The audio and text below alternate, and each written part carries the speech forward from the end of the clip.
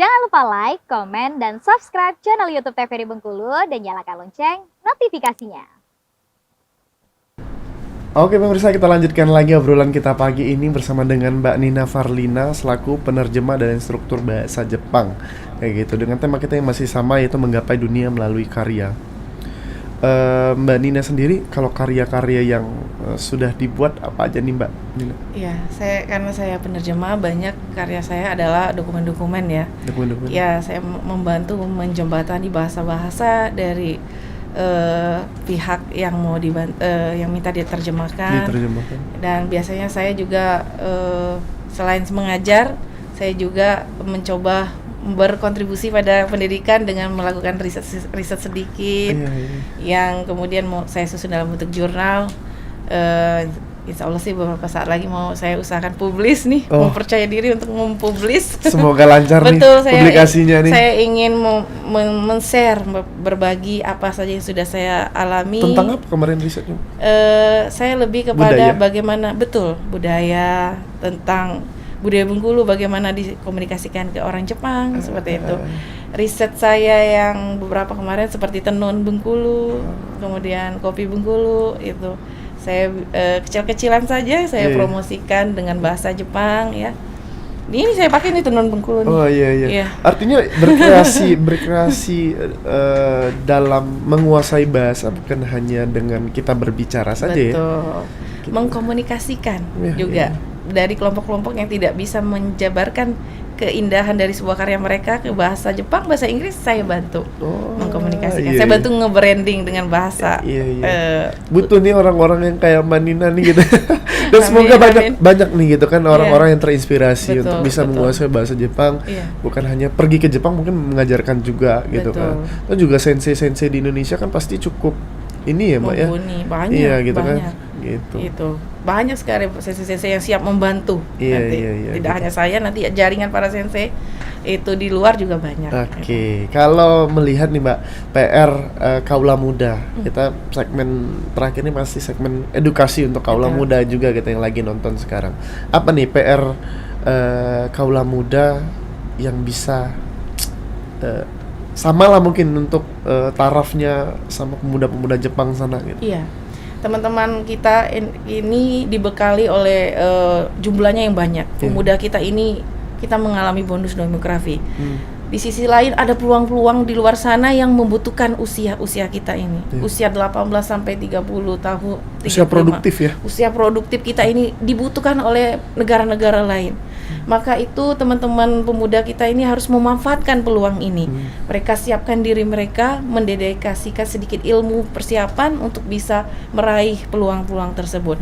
Generasi muda, murid saya terutama, berhasil keluar dari zona nyamannya yang mageran, yang tadinya suka main game. Benar sekata sensei, hanya butuh 6 bulan bagi saya untuk fokus belajar, kemudian saya bisa meraih dunia. Sehingga saya sarankan buat teman-teman masih muda, usia kalian sangat produktif. Kalau saya boleh balik mas sana, saya mau balik lagi nih usia 18. Kalau saya tahu bahwa peluang itu sangat banyak. Iya kan? Bedanya di zaman saya dulu kan akses internet, informasi itu masih terbatas. Sekarang dunia tanpa batas, kita bisa dapat informasi seperti apa kerja di Jepang dari YouTube. Para YouTuber banyak.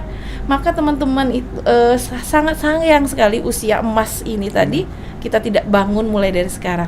Karena ketika kita, apa yang hasil yang kita lakukan 10 tahun mendatang adalah hasil dari apa keputusan yang kita buat hari ini. Ya. Betul. Intinya kita fokus hari ini. Fokus. Persiapan. Temukan dirimu.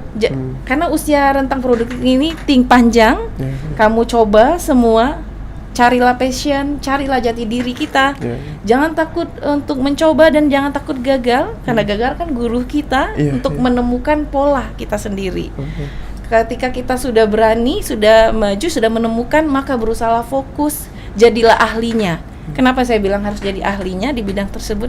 Biar kita bisa berkontribusi dalam ilmu keahlian kita kepada masyarakat dan mengangkat teman-teman kita lain untuk juga maju bersama kita. Artinya juga kita harus bisa menunjukkan kebanggaan bahwa pemuda Indonesia itu bisa kok menguasain dunia gitu ya. Luar biasa. Kita pemuda bangsa yang kita besar gitu kan. Pemuda Indonesia ini orang-orang yang tahan banting sebenarnya, sama seperti pemuda Jepang. Tapi mereka dibaluti dengan filosofi keagamaan yang sangat cukup baik ya, mumpuni, karena Jepang kan punya kelemahan di situ, di sektor itu. Tapi anak-anak kita punya spiritual yang lebih baik, sehingga ketika dia menghadapi kegagalan biasanya cepat membangkit. Maka ini harusnya menjadi kekuatan anak muda kita untuk bisa lebih maju sebenarnya dibanding orang-orang di dunia. Iya. Berarti secara SDM kita tidak akan ini Tidak juga ya. kalah. Kita Tidak. sangat kompetitif anak muda kita. Anak kompetitif. Betul. Gitu. Dan semua sebenarnya bisa menguasain Bisa. asal terbiasa tadi. Terbiasa. Bisa karena terbiasa. Jadilah dirimu. Apa yang kau lakukan hari ini menentukan kau di 10 tahun yang akan datang. Iya. Kalau ditanya terakhir deh, harapan dari Mbak sendiri untuk masyarakat atau mungkin untuk anak muridnya juga, Iya, gitu betul. kan, boleh disampaikan. Betul. Harapan saya adalah kita jangan sampai kehilangan momen. Hah? Waktu tidak akan kembali.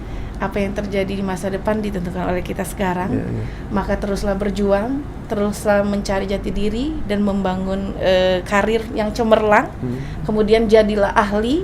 Kita butuh orang ahli. Iya. Untuk apa? Untuk menolong masyarakat kita yang lain, sehingga kita bisa mendedikasikan ilmu.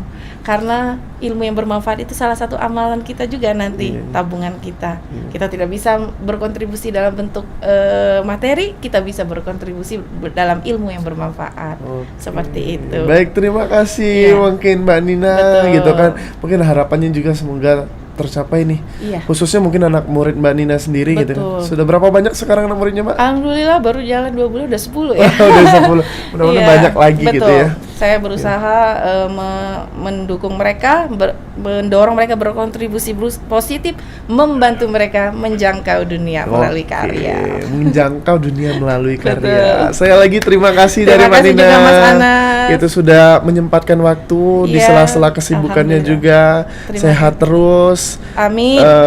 Didik terus anak-anak bangsa. Siap. Semoga sampai bisa menggapai dunia juga kayak Mbak Nina gitu ya. Betul. Nanti kita ngobrol mungkin di lain waktu lagi Baik. dengan segmen-segmen dan tema-tema yang lebih menarik lagi. Terima Gitu. kasih. Terima kasih. Terima kasih Dan semuanya. untuk para pemirsa, terima kasih juga sudah setia menemani obrolan kita pagi ini bersama dengan Mbak Nina Farlina selaku penerjemah atau instruktur bahasa Jepang gitu kan. Akhirnya saya Kul Anasula mewakili kerabat kerja yang bertugas pamit undur diri. Terima kasih atas perhatiannya. Wassalamualaikum warahmatullahi wabarakatuh dan sampai jumpa.